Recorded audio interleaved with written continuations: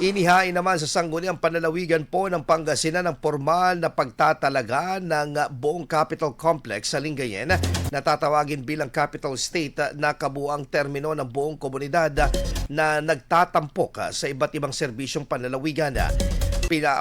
Paliwanag ni Vice Governor Mark Lambino Saclao ng tataguri ang Capital State ang lahat ng natapos na at nagpapatuloy pang development plans na ipinatupad ng kasalukuyang administrasyon. Kabilang dito ang Capital Park, Malong at Palaris Buildings, Capital Hotel, Pangasinan Polytechnic College, Urduha House, maging ang Narciso Ramos Sports and Civic Center.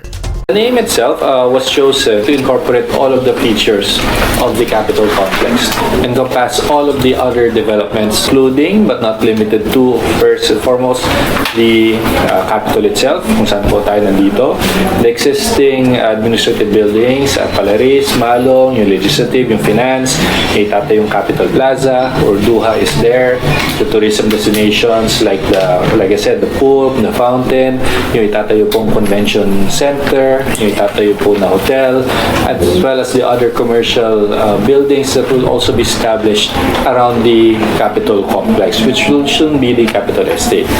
Yan po ang tinig po ni Vice Governor Mark Lambino sa kabuuan po magiging saklaw ng Capital State ang iba't ibang serbisyong panlalawigan tulad sa sektor ng edukasyon, administratibo, turismo at komersyo.